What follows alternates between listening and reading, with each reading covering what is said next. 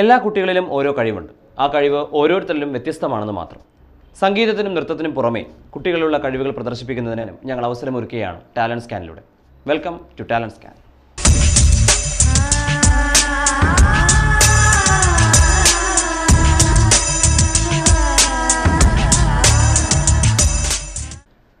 ഇന്ന് ഞങ്ങൾ ടാലൻറ്റ് സ്കാനിലൂടെ പരിചയപ്പെടുത്തുന്നത് ഒരു കൊച്ചു കഥാപ്രസംഗ കലാകാരിയാണ്. കഥാപ്രസംഗം എന്ന പേര് കേൾക്കുമ്പോൾ തന്നെ നമ്മുടെ മനസ്സിലേക്ക് ഓടി വരുന്ന കുറേ ആളുകളുണ്ട്. മന്മഥൻ, കെ വാദിയാർ, കടാമംഗലം സദാനന്ദൻ, കൊല്ലം സാംബശിവൻ, ഹാസ്യ കഥാപ്രസംഗ സാമ്രാട്ട് വി.ഡി. രാജപ്പൻ. പ്രത്യേക വേഷവിധാനങ്ങളോ മേക്കപ്പോ സെറ്റിംഗ് ഒന്നുമില്ലാതെ തന്നെ അവതരിപ്പിക്കുന്ന ഒരു കലാരൂപമത്രേ കഥാപ്രസംഗം. സ്വന്തമായി എഴുതിയതോ പ്രശസ്തമായ നോവലുകളിൽ നിന്ന് എടുക്കുന്ന കഥകളോ ആണ് കഥാപ്രസംഗത്തിന് പ്രമേയം. ഉത്സവ പറമ്പുകളിൽ ഒഴിച്ചുകൂടാൻ കഴിയാത്ത ഒരിനമായിരുന്നു കഥാപ്രസംഗം ഒരു കാലഘട്ടം വരെ. ഇന്ന് സ്കൂൾ മത്സര വേദികളിൽ മാത്രം ഒതുങ്ങിക്കൂടിയിരിക്കുന്നു കഥാപ്രസംഗം. അതുകൊണ്ട് തന്നെ ഒരു കൊച്ചു കലാകാരിയാണ് ഞങ്ങൾ അവതരിപ്പിക്കുന്നത്, വർഷ സാബു.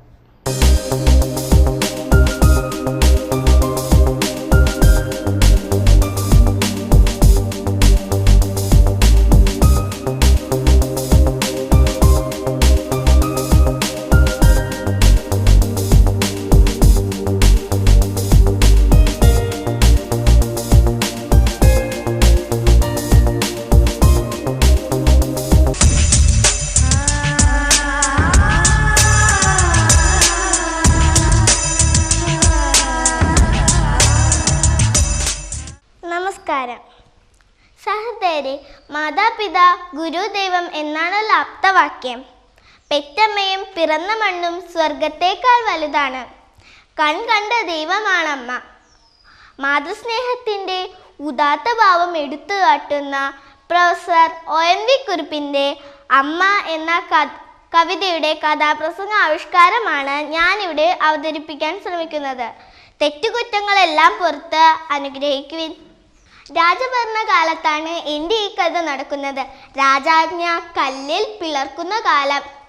അതാ അങ്ങു ദൂരെ സുന്ദരമായൊരു നഗരം തലയുയർത്തി നിൽക്കുന്നു. ചുറ്റും കോട്ടമതിൽ. മതിലിനുള്ളിൽ മനോഹരങ്ങളായ കൊട്ടാരങ്ങൾ, ഗോപുരങ്ങൾ, കോട്ടകൊത്തളങ്ങൾ.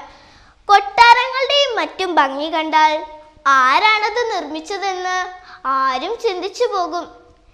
ഇവിടെ നിന്നൊക്കെയോ മുട്ടുമുട്ടി കേൾക്കുന്നുണ്ടല്ലോ. അതാ അവിടെ വീണ്ടും ഒരു കെട്ടിടം പണി നടക്കുകയാണ്. നമുക്കൊന്ന് അടുത്തേക്ക് പോയി ശ്രദ്ധിച്ചാലോ? തട്ടും മുട്ടും കേൾക്കുന്നു, ചുറ്റിക പൊങ്ങി താഴുന്നു, കല്ലുളി കൊണ്ടു ചെത്തി മിനുക്കി വാതിൽ പടികൾ ഒരുങ്ങുന്നു, കല്ലുകൾ ചെത്തി മിനുക്കുന്നു, ചാന്തുകൾ ചേർത്തു കുഴയ്ക്കുന്നു.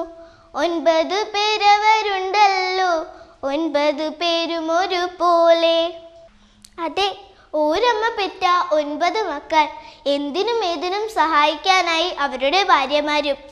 9 പേരും അവരുടെ ഭാര്യമാരും ഒരേ വീട്ടിൽ തന്നെയാണ് താമസം. എന്തൊരൊത്തൊരുമ! നമ്മുടെ നാട്ടിൽ ഇന്ന് കാണാൻ കഴിയാത്ത കാഴ്ചയാണിത്. 9 പേർ പോയിട്ട് വെറും 2 പേർ പോലും ഒരുമിച്ച് താമസിക്കാൻ മടിക്കുന്ന കാലം. ഒരു വീട്ടിൽ അച്ഛനും അമ്മയും 1-2 മക്കളും മാത്രം. കൂട്ടുകുടുംബം എന്ന ഒന്ന് കാണാനേ ഇല്ല. ഉണ്ടെങ്കിൽ തന്നെ വിരലിൽ എണ്ണാവുന്നത് മാത്രം. അത്തരം വീടുകളുടെ ഉൾത്തളത്തിലേക്ക് നമുക്കൊന്ന് എത്തി നോക്കിയാലോ? സ്വത്ത് വഴക്ക്, കൂട്ടത്തല്ല്, ഏട്ടനനിയന്മാർ തമ്മിൽ, പെണ്ണുങ്ങൾക്കോ വീട്ടിലെ ജോലി പ്രശ്നം തന്നെ എപ്പോഴും. പെണ്ണുങ്ങൾക്കോ വീട്ടിലെ ജോലി പ്രശ്നം തന്നെ എപ്പോഴും. അങ്ങനെയൊക്കെയാണ് ഇന്നത്തെ വീടിൻ്റെ അവസ്ഥ. അത് മതി, നമുക്ക് കഥയിലേക്ക് തിരിച്ചു വരാം. അങ്ങനെ 9 കൽപ്പണിക്കാരും ഒരുമിച്ച് വാഴുന്ന കാലം. കോട്ടമതിലിന് മുന്നിലായി ഒരു ഗോപുരം കെട്ടിയുയർത്തണമെന്ന രാജാജ്ഞ നമ്മുടെ കൽപ്പണിക്കാരെ തേടിയെത്തി. വളരെ ഉത്സാഹത്തോടെ 18 കൈകളും പണി ചെയ്യുവാൻ തുടങ്ങി. കല്ലിനു മീതെ കല്ലുളി നൃത്തം ചവിട്ടി. ചെത്തിയ കല്ലുകൾക്ക് ചാന്തു തേച്ചുറപ്പിച്ചു. പക്ഷേ എന്തോ എവിടെയോ തെറ്റിയതുപോലെ. എന്തൊക്കെ ചെയ്തിട്ടും ഭിത്തി ഉറയ്ക്കുന്നില്ല.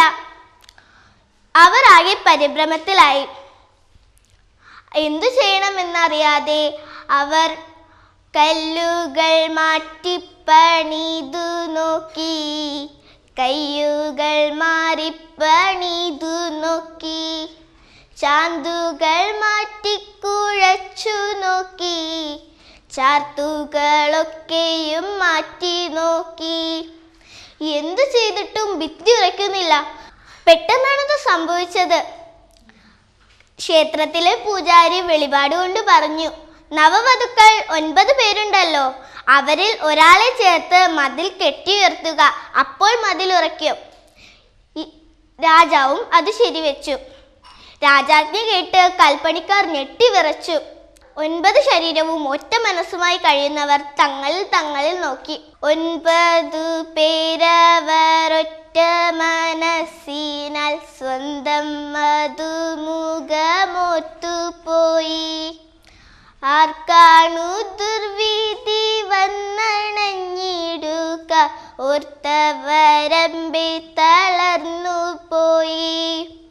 പെട്ടെന്ന് 9 പേരിൽ മൂത്തയാൾ സധൈര്യം പറഞ്ഞു, പണിക്കാരുടെ മാനം കാത്തേ പറ്റൂ.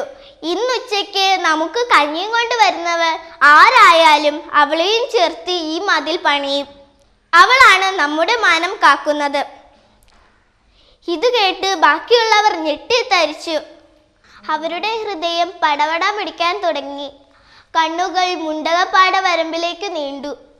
അപ്പോൾ അവർ കണ്ടു, മുണ്ടകപ്പാട വരമ്പിലൂടെ, മുന്നിലെ ചെന്തെങ്ങിൻ തോപ്പിലൂടെ, മണ്ടിക്കിതച്ചു വരുന്നവളോ മൂത്തയാൾ വെട്ട പെണ്ണായിരുന്നു.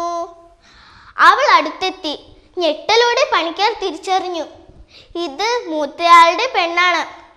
ഉച്ചവെയിലേറ്റ് ചുവന്നു തുടുത്ത മുഖം, മൂക്ക് തുമ്പത്ത് മുത്തുമണികൾ പോലെ പറ്റിയിരുന്ന വിയർപ്പു തുള്ളികൾ തുടച്ചു മാറ്റിക്കൊണ്ട് അവൾ കഞ്ഞിക്കലം താഴെ വെച്ചു.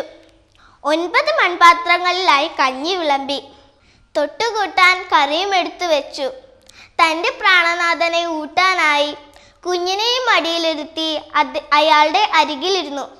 അപ്പോൾ അവൾ കണ്ടു, പ്ലാവില കൊട്ടിയ കൊമ്പിളു കൊണ്ടയാൾ ചൂടേറും കഞ്ഞി കുടിച്ചിടവേ, ഇറ്റിറ്റു വീഴുന്നു കണ്ണുനീർത്തുള്ളികൾ, ഞെട്ടറ്റു വീഴും പളുങ്കു പോലെ. എന്ത്, തൻ്റെ പ്രിയതമൻ കരയുകയോ? കാര്യം അന്വേഷിച്ച ഭാര്യയോട് അയാൾക്കെല്ലാം പറയേണ്ടി വന്നു. ഇതെല്ലാം കേട്ടു നിന്ന് കൈവന്ന കയ്പും മധുരമാക്കിക്കൊണ്ട് അവൾ പറഞ്ഞു, വെളിപാടിൽ തെല്ലും വീഴ്ച വരുത്തേണ്ട. എൻ്റെ ഭർത്താവ് പറഞ്ഞ വാക്കും മാറ്റേണ്ട. എന്നെയും ചേർത്ത് മതിൽ പണിഞ്ഞോളൂ. എന്നാൽ എനിക്കൊരാഗ്രഹമുണ്ട്. എന്താണ് നിന്റെ ആഗ്രഹം? എന്തായാലും ഞങ്ങൾ സാധിച്ചു തരും. അവൾ പറഞ്ഞു, എന്നെയും ചേർത്തി മതിൽ പടുത്തിടുമ്പോൾ എൻ്റെ ഒരു നെഞ്ചം മൂടരുതേ, എൻ്റെ ഒരു കൈയും മൂടരുതേ. അമ്മിഞ്ഞ പാലിനായി എൻ കുഞ്ഞു കേഴുമ്പോൾ എന്നടുത്തേക്കൊന്നു കൊണ്ടുപോരൂ. ജീവനില്ലെങ്കിലും എൻ കുഞ്ഞു കേണെന്നാൽ ഈ മാറിടം പാൽ ചുരത്തുമപ്പോൾ. സഹൃദയരെ, മരണശേഷവും തൻ്റെ കുഞ്ഞ് കരഞ്ഞാൽ പാൽ ചുരത്തുന്ന ഈ അമ്മ കവിയുടെ ഭാവനയായിരിക്കാം. എന്നാൽ ഒരമ്മയുടെ അത്യാഘാതമായ പുത്രസ്നേഹമാണ് നമുക്കിവിടെ കാണാൻ കഴിയുന്നത്. സ്നേഹനിധികളായ ലോകത്തിലെ എല്ലാ അമ്മമാർക്കും 1000 പ്രണാമം അർപ്പിച്ചുകൊണ്ട് ഞാൻ എൻ്റെ ഈ കൊച്ചു കഥാപ്രസംഗം ഇവിടെ നിർത്തുന്നു. നന്ദി, നമസ്കാരം.